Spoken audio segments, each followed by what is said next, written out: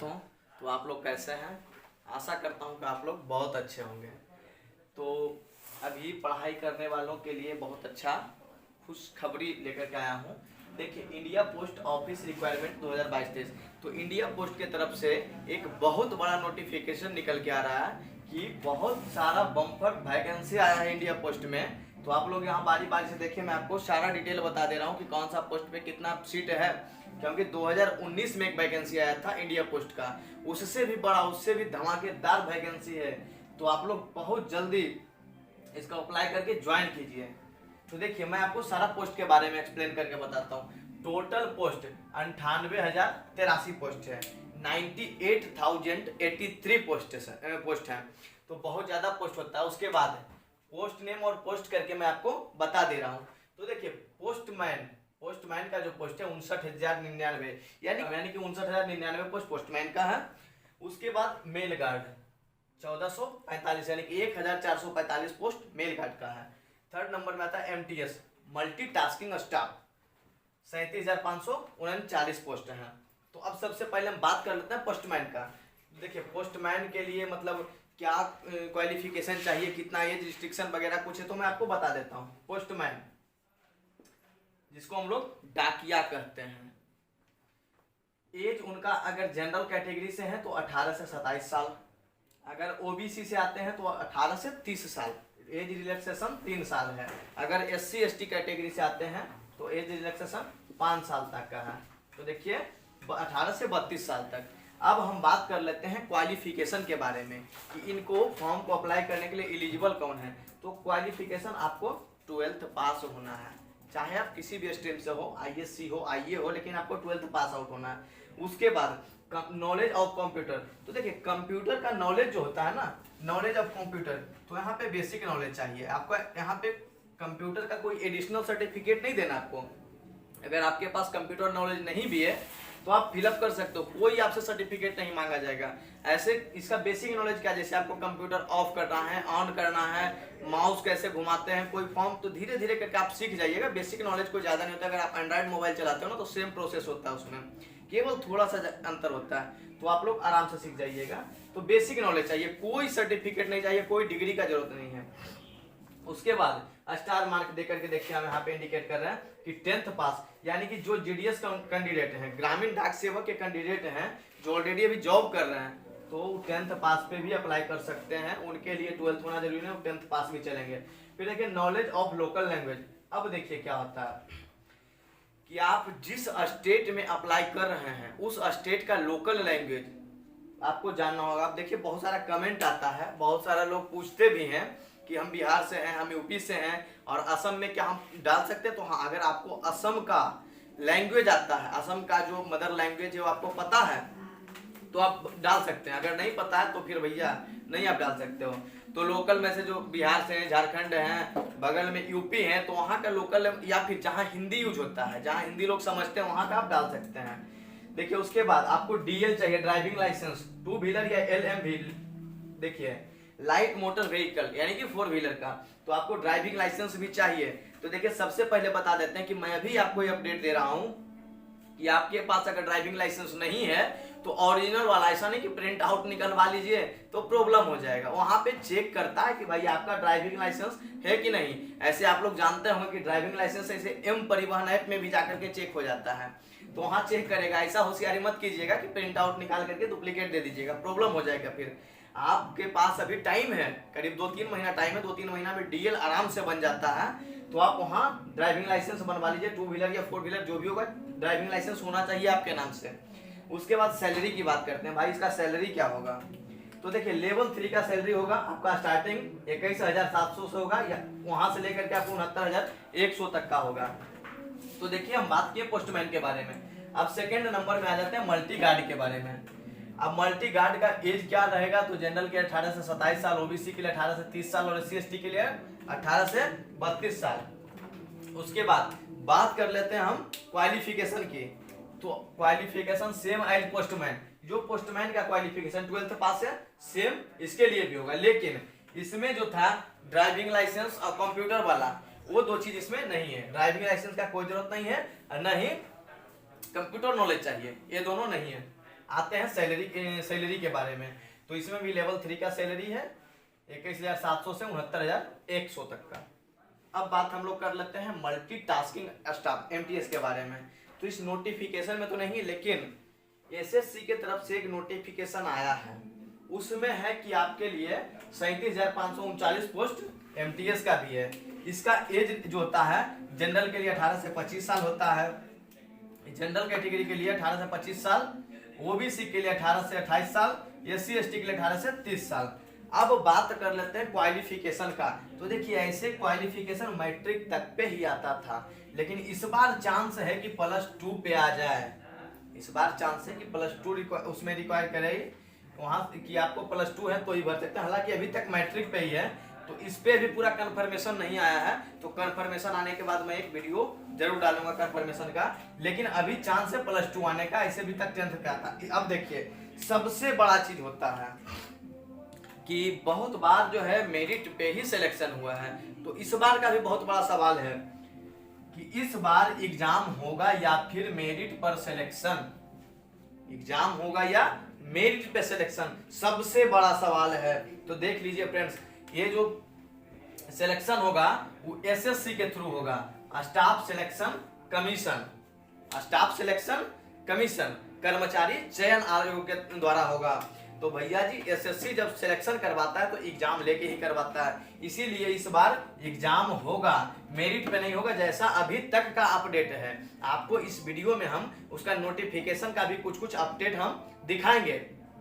ये India post का जो नोटिफिकेशन होता है हम उसका ऑफिशियल वेबसाइट पे जा कर के देखेंगे। तो इसका ऑफिशियल वेबसाइट है www.indiapost.gov.in। देखिए यहाँ पे आ रहा है उसका ऑफिशियल वेबसाइट, इस पर हम क्लिक करेंगे। क्लिक करते हैं तो देखिए एक नया इंटरफेस खुल करके सामने आ जाता है। अब देखिए यहाँ पे आप नीचे स्क्रॉल कीजिएगा तो आपको यहाँ पे एक 15 नवंबर का अपडेट दिखा रहा है, notice revision of department of post. यहाँ पे revision of department of post दिखा रहा है। फाइनली इस पर क्लिक कर देना है। जब हम क्लिक करेंगे तो ऑलरेडी मेरे यहाँ डाउनलोड है, मैं इसको ओपन कर ले रहा हूँ। तो जैसे मैं PDF को ओपन किया, PDF मेरे सामने ऑलरेडी खुल चुका है। अब देखिए हम लोग PDF में जानेंगे कि क्या क्या इसमें है। अब देखिए यहाँ पे क्या है कि FW नंबर W इतना है, government of India, ministry of communications, department of post, भारतीय डाक है।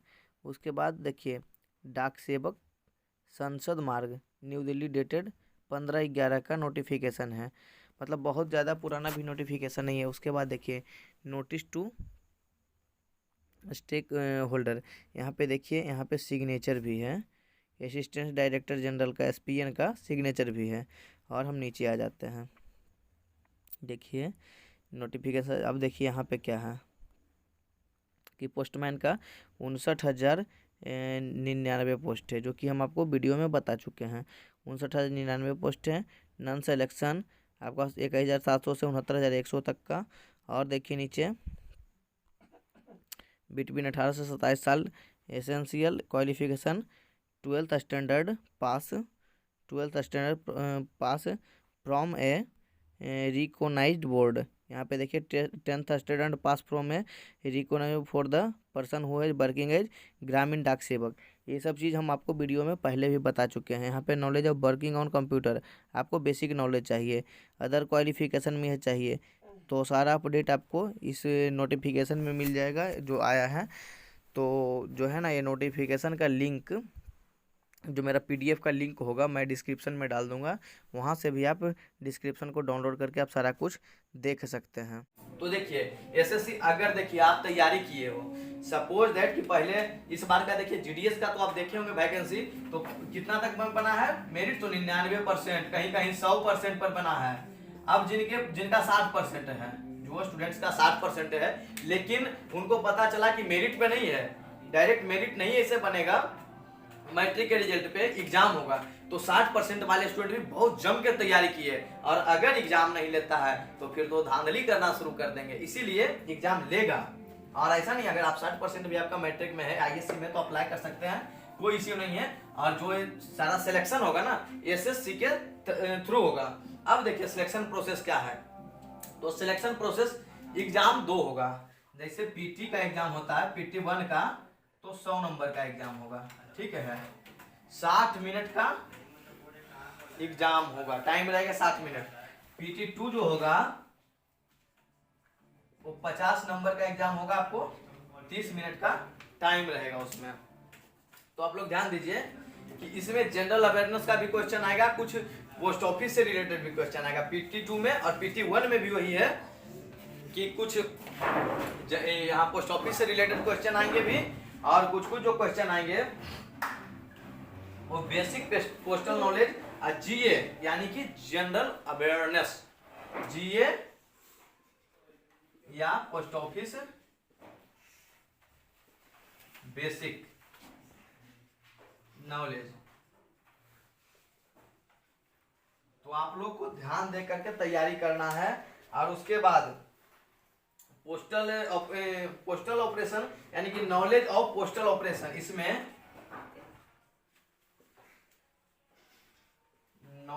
नॉलेज ऑफ पोस्टल ऑपरेशन, और प्लस में जीए जनरल अवेयरनेस, जीए से भी क्वेश्चन आएगा। तो आप ध्यान दीजिए कि पहला जो एग्जाम होगा 100 नंबर का होगा, उसमें 60 मिनट आपको टाइम मिलेगा। सेकंड एग्जाम जो होगा 50 नंबर का होगा, 30 मिनट का आपको टाइम मिलेगा इसमें।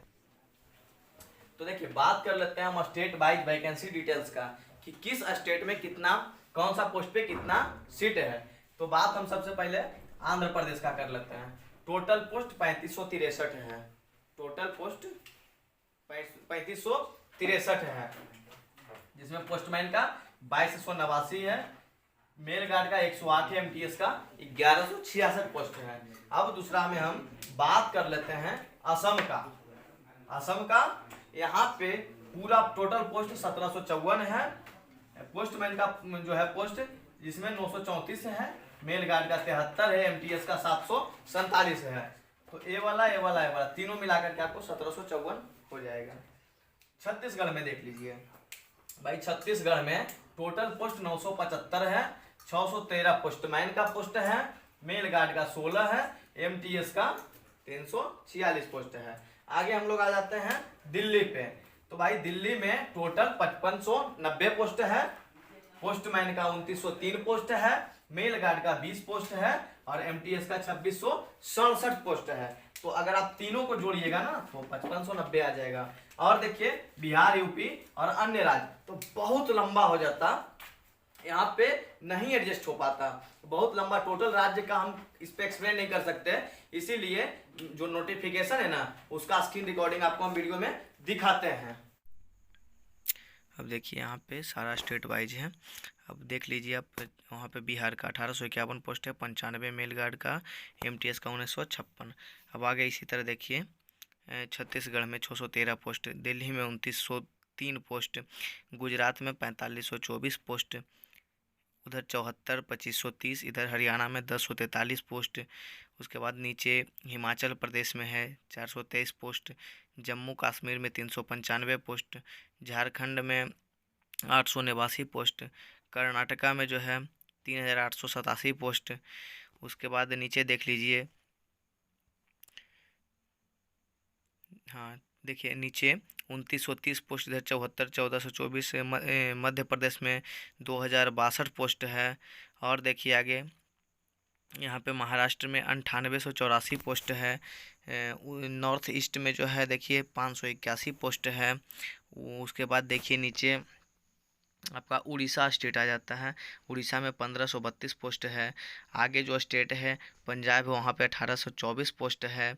उसके नीचे का जो राज्य है राजस्थान है, वहाँ पे 2135 पोस्ट है। तमिलनाडु में 6130 पोस्ट है, तेलंगाना में आपका 1553 पोस्ट है, उत्तर प्रदेश में 4992 पोस्ट है, उत्तराखंड में 674 पोस्ट है, वेस्ट बंगाल में 5231 पोस्ट है।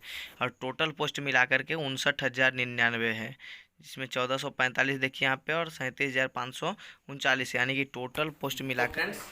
मेरा पूरा वीडियो देखने के बाद आपको कहीं पे कोई डाउट लगता है, कोई कन्फ्यूजन लगता है या लगता है कि कोई चीज़ हम नहीं समझ पाए, तो आप कमेंट सेक्शन में आकर के वो हमसे पूछ सकते हैं, मैं उसका रिप्लाई आपको अवश्य दूंगा।